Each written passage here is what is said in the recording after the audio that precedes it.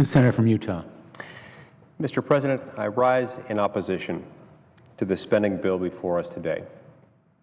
I rise in opposition to the cynical substance of the legislation. I rise in opposition to the unrepublican and undemocratic process by which a small collection of political and economic insiders crafted it to benefit each other at everyone else's expense.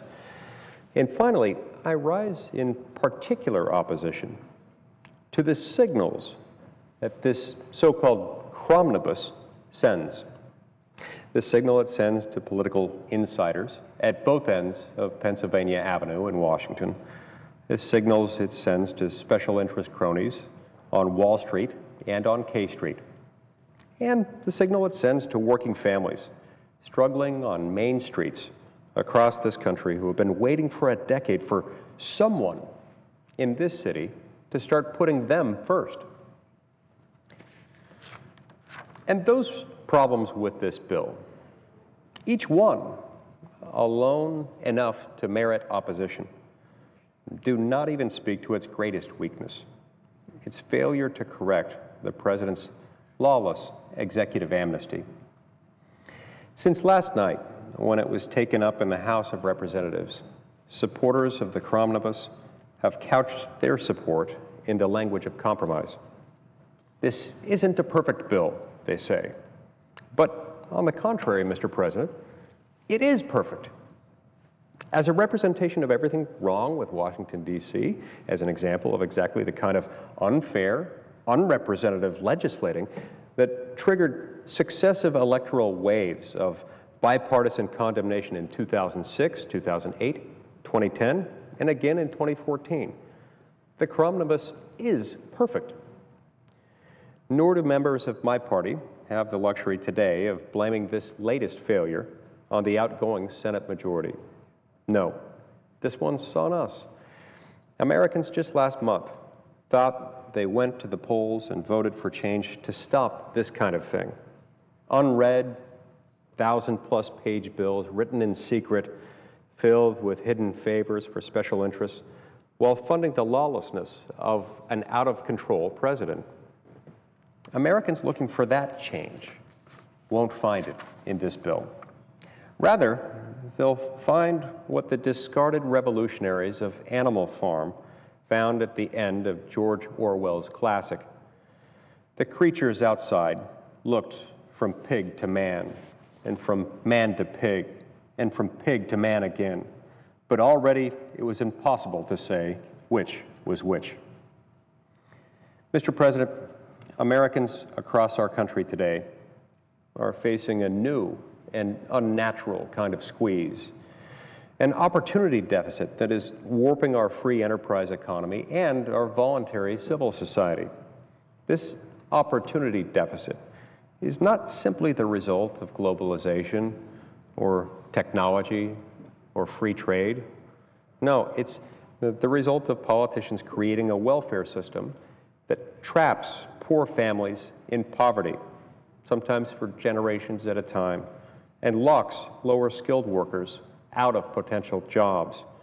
An education system that traps poor kids in bad schools and college students into a lifetime of debt.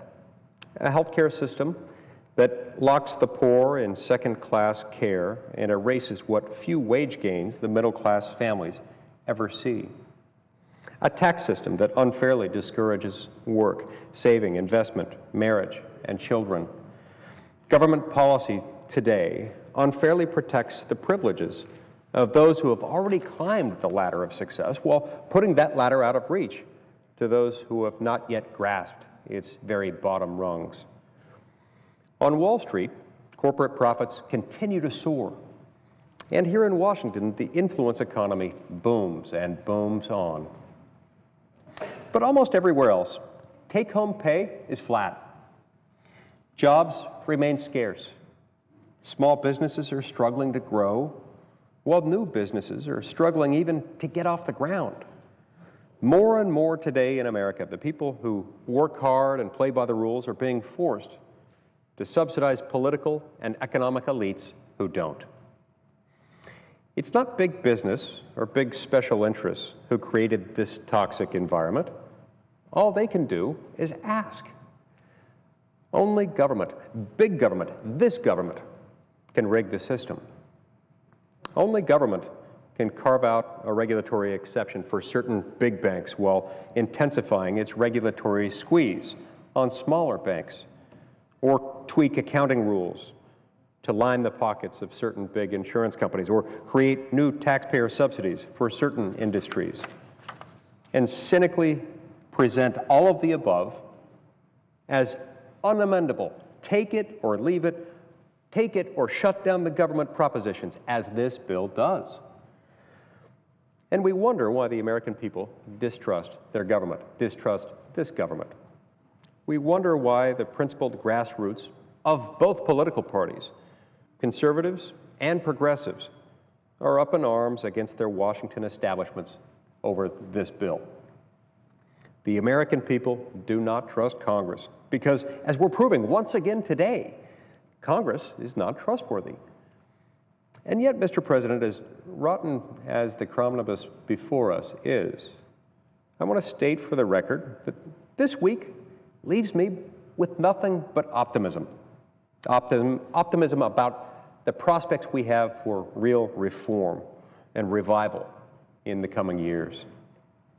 The miserable process we've witnessed this week represents the last gasping throes of a discredited Washington status quo. 10 years ago, this bill would not have been controversial.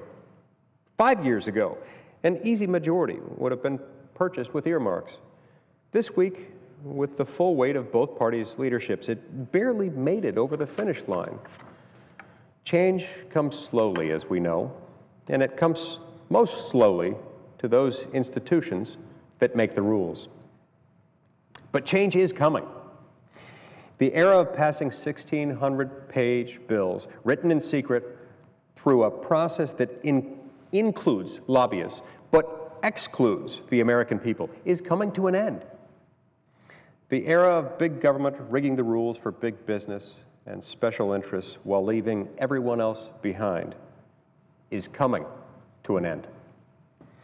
A new era is coming in which Washington will once again be forced to work for the American people instead of the other way around.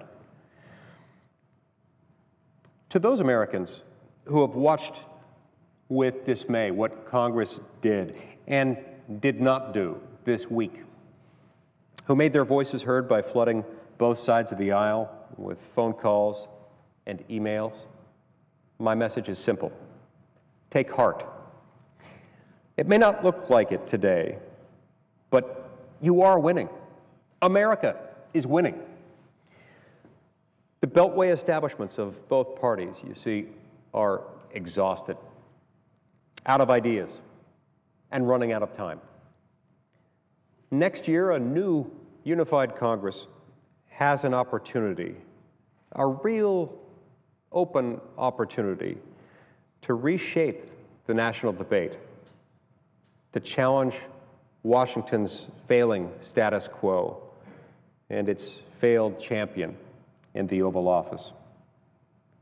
We can finally begin the hard overdue work of rescuing our economy from the grips of government dysfunction and political privilege, of rescuing our healthcare system from Obamacare, of reviving our education system and modernizing our transportation system, of ending special interest manipulation of our tax system and reforming regulations to level the playing field for small and new businesses, of fixing our broken immigration system.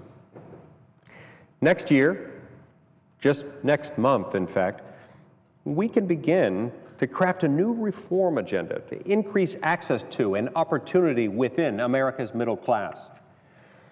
An agenda that grows the economy and increases take-home pay.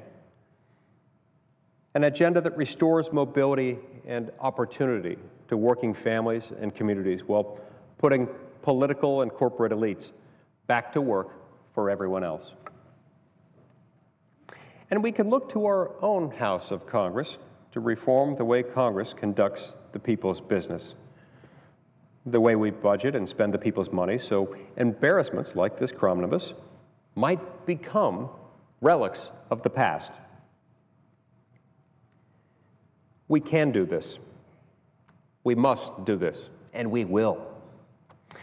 For too long, the working families of and aspiring to America's middle class have been fighting an all too lonely battle to keep up and to get ahead. And for too long, Washington has been an obstacle, even an opponent in that fight. That fight will remain uphill. But the first time in a long time, there is hope. There is a real chance that fight may get a little less steep and that it might get a little bit less lonely. Help, you see, is on the way. Mr. President, I know it's hard to see it right now. It's hard to see it in Washington, and it must be even harder to see it out in the country. But change is coming. A new Congress is on the way with new ideas and a new, renewed, reformed sense of purpose. Temporary setbacks like this bill should not discourage us, and they will not deter us. For the only way to keep winning is to keep fighting. Washington may still be broken, but America's ready to fix it.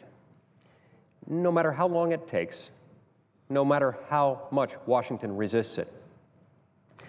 Our opportunity to finally begin that work is almost here. We just have to know where to look for it. For not by eastern windows only, when daylight comes in the light. In front the sun climbs slow, how slowly, but westward look, the land is bright. I yield the floor.